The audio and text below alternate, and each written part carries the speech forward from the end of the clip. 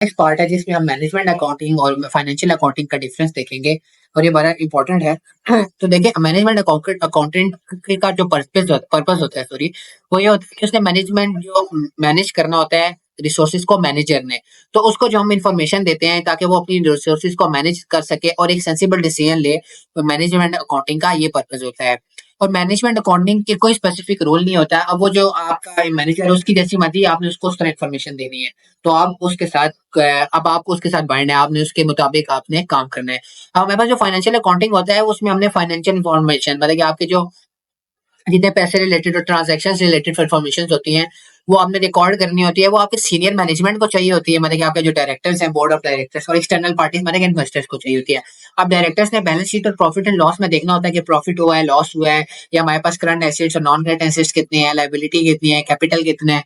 और external parties मतलब investors जो होते हैं उन्होंने देखना होता है कि हमारी कंपनी उस तरह परफॉर्म कर रही है, और अगर कोई नए इन्वेस्टर्स आ रहे हैं तो वो आप आपकी कंपनी की फाइनेंशियल कंडीशन देख के ही आप इन्वेस्ट करेंगे।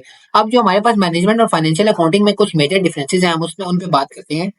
देखिए मैनेजमेंट अकाउंटिंग जो होती है वो सिर्फ इंटरनल पर्पज के लिए यूज होती है, मतलब कि सिर्फ आपने अपने मैनेजमेंट को देना होता है, मैनेजर को, सॉरी, आपने वो इन्फॉर्मेशन देनी होती है। जबकि जो फाइनेंशियल अकाउंटिंग होती है वो एक्सटर्नल रिपोर्टिंग होती है, आपने गवर्नमेंट को भी देनी होती है। मतलब कि आपकी जो फाइनेंस रिलेटेड जितनी भी फाइनेंशियल अकाउंटिंग है ये आपने गवर्नमेंट, बैंक, शेयर होल्डर्स, ये आपके सारे स्टेक होल्डर्स हैं। स्टेक होल्डर्स के अंदर आपको स्टेक होल्डर से शेयर होल्डर में ये फर्क होता है कि स्टेक होल्डर में आपके तमाम लोग आ जाते हैं जो आपकी कंपनी से डायरेक्टली या इनडायरेक्टली लिंक होते हैं, जैसे शेयर होल्डर हो गया, आपका एम्प्लॉय हो गया, गवर्नमेंट होगी, बैंक हो गया, पब्लिक होगी, ये सारे आपके स्टेक होल्डर्स हैं। तो इन सबको आपकी फाइनेंशियल अकाउंट ट्रांजेक्शन के मुतालिक पता होना चाहिए, ताकि ये फिर आप पता चल सके कि आप कैसा परफॉर्म करें, ताकि इन्वेस्टर आप में इन्वेस्ट कर सके, गवर्नमेंट आपके टैक्सेस के मुताबिक लगाए, लीगल रिक्वायरमेंट्स हो, बैंक आपको अगर लोन देना है तो तब वो दे। तो financial accounting mainly external reporting के लिए यूज होती है।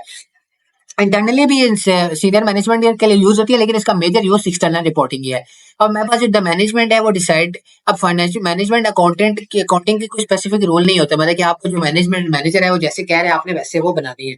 जबकि जो फाइनेंशियल अकाउंटिंग है वो बड़ी कंपनीज के लिए, जो लिमिटेड कंपनीज होती है उनके लिए स्पेसिफिक पैटर्न होते हैं जिसके मुताबिक उन्होंने बनानी होती है।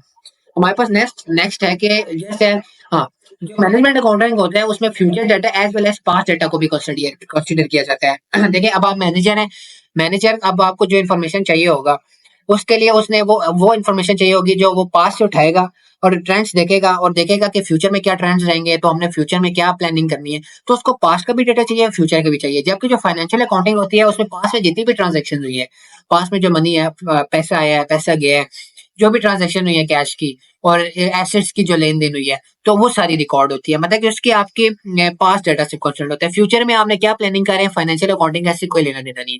अब देखें मैनेजमेंट अकाउंटिंग में financial and non financial information होती है, जबकि फाइनेंशियल अकाउंटिंग में सिर्फ फाइनेंशियल। देखिए फाइनेंशियल इन्फॉर्मेशन का मतलब है कि सिर्फ पैसे, मतलब कि फाइनेंशियल अकाउंटिंग में आप सिर्फ मनी रिकॉर्ड करते हैं कि आपकी कैश ट्रांजेक्शन कितनी है, उसका कोई लेना देना नहीं है कि आजकल ट्रेंड्स क्या है, कस्टमर। अब नॉन फाइनेंशियल में क्या आता है कि आपके ट्रेंड्स आते हैं, आपके कस्टमर की प्रेफरेंसेस आती हैं, आजकल कस्टमर का क्या एटीट्यूड है, आजकल क्या ट्रेंड चल रहा है, तो ये नॉन फाइनेंशियल में आता है। मैनेजमेंट में चाहिए होती है क्योंकि आपने आगे फ्यूचर प्लानिंग करनी होती है, जबकि फाइनेंशियल में आपको पास्ट का डाटा सिर्फ चाहिए होता है, और उसमें भी सिर्फ आपको मॉनेटरी फंड चाहिए होता है, मतलब कि आपको सिर्फ क्या कहते हैं कैश ट्रांजेक्शन चाहिए होती है। तो इसमें सिर्फ फाइनेंशियल इन्फॉर्मेशन होती है। अब देखें मैनेजमेंट अकाउंटेंट की जो टाइम पीरियड होता है वो वेरी कर सकता है। आपका मैनेजर आपको हफ्ते बाद भी कह सकता है, आपको वीकली कह सकता है, डेली कह सकता है, मंथली कह सकता है। देखिए आप सेल्स मैनेजर है, उसको मंथली सेल्स रिपोर्ट चाहिए होगी, लेकिन जो आपका टास्क एरिया मैनेजर है, मतलब कि आपका स्पेसिफिक फैक्ट्री का टास्क है, वो आपसे वीकली रिपोर्ट मांग रहा होगा। और अब अगर आपका सेल्स पर्सन है, उसको आपने अपने अपने सीनियर को रिपोर्ट करना है कि आपकी डेली सेल्स कितनी हुई है, तो वो अलग रिपोर्ट मांग रहा होगा। इस तरह इसकी टाइम पीरियड वेरी करता है। जबकि जो फाइनेंशियल अकाउंटिंग होती है वो आपकी नॉर्मली साल के बाद ही उसमें रिपोर्ट्स बनती हैं, आपकी जो स्टेटमेंट्स होती हैं। तो हमारा आज का पार्ट भी यहाँ एंड हो जाता है।